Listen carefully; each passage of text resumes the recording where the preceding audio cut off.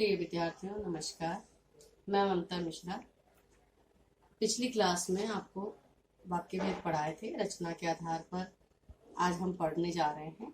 इससे पहले की क्लास में हमने वाक्य भेद, उसकी परिभाषा, उसके भेद और उदाहरण और नियम हमने पढ़ लिए थे। अब रचना के आधार पर जो कक्षा 10th क्लास में है, इसको फिर से एक बार देख रहे हैं, उदाहरण के द्वारा समझ रहे हैं, जिससे हम अभ्यास कार्य अच्छे से कर सकें। सबसे पहले सरल वाक्य। सरल वाक्य ऐसे वाक्य होते हैं जिनमें एक ही उद्देश्य और एक ही विधेय होता है, उसे हम सरल वाक्य कहते हैं।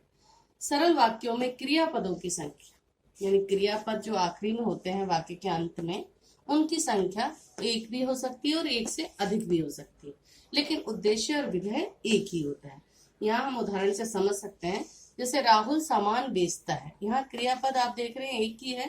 सैनिकों ने आतंकवादियों को घेर कर मार गिराया। अब यहाँ पर घेर कर मार गिराया, ये भी क्रियापद है, यानी क्रियापद तो एक भी हो सकती है और एक से अधिक हो सकती है। दूसरा हम पढ़ेंगे संयुक्त वाक्य। संयुक्त वाक्य में दो या दो से अधिक साधारण वाक्य यानी सरल वाक्य या स्वतंत्र वाक्य होते हैं। ये दोनों ही पूर्ण अर्थ देने में सक्षम होते हैं, यानी कि दोनों किसी पर भी आश्रित नहीं होते, और ये अव्यय के द्वारा किंतु, परंतु, बल्कि, लेकिन, अतः, एवं, अथवा, तथा आदि कई अव्ययों से ये जोड़े जाते हैं। यानी कि दो स्वतंत्र वाक्यों को इन अव्ययों से हम जोड़कर जब वाक्य बनाते हैं तो ऐसे वाक्य संयुक्त वाक्य कहलाते हैं। जैसे राम सो रहा था परंतु श्याम पढ़ रहा था। तुम किताब ले आओगे या मुझे ही लाना होगा। वह बीमार है अतः यहाँ आने में असमर्थ है। अब यहाँ पर आपने देखा कि परंतु या अतः इन अव्ययों से हमने दो स्वतंत्र वाक्यों को जोड़कर संयुक्त वाक्य बनाया है। तो यहाँ जब भी हम वाक्य परिवर्तन करेंगे तो हमें ध्यान रखना होगा कि दो स्वतंत्र वाक्य बनाना है और अव्ययों के द्वारा हमें जोड़ना है। समुच्चयबोधक अव्यय हैं, इनके द्वारा हमें जोड़ना है। इसको समानाधिकरण भी कहेंगे। चार तरह से इसमें अव्यय होते हैं, उनको हम जोड़ते हैं। तीसरा है मिश्र वाक्य। इसमें एक प्रधान उपवाक्य होता है और उसके आश्रित एक या एक से अधिक उपवाक्य होते हैं।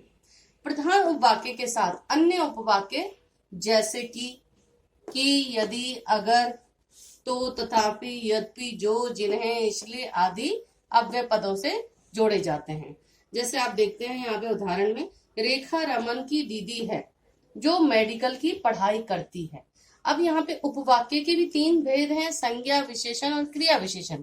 तो आपको ध्यान रखना होगा कि जिसमें जो आता है यहाँ पर उसकी विशेषता बताई जा रही है जो के द्वारा, और इसलिए ऐसा उपवाक्य क्या कहलाएगा? विशेषण उपवाक्य। यानी जिस उपवाक्य में जो, जहां, जब आदि शब्द विशेषता के रूप में प्रकट हो तो वो विशेषण उपवाक्य के रूप में होता है। यदि कोरोना की वैक्सीन बन जाती तो इतने लोग नहीं मरते।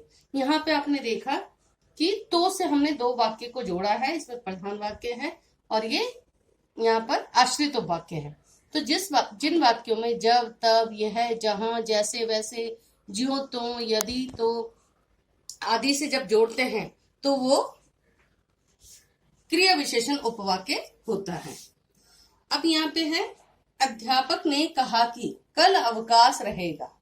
आप देख रहे हैं यहाँ पे अध्यापक ने कहा कि से हमने उपवाक्य को जोड़ा है।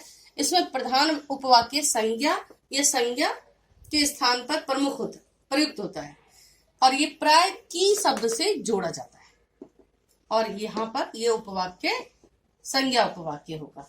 तो इस तरह से जब भी वाक्य परिवर्तन हम करेंगे तो आपको इन योजक शब्दों का ध्यान रखना है, इसके नियमों का ध्यान रखना है, जिसे सरल से संयुक्त बनाते वक्त और संयुक्त से मिश्र बनाते वक्त या सरल से मिश्र बनाते वक्त इन नियमों के द्वारा हम वाक्यों को बना सकें। और सबसे पहले नियम के साथ साथ आपको ये ध्यान रखना होगा कि किस प्रकार से सरल से संयुक्त बनाया जाता है और संयुक्त से मिश्र बनाया जाता है।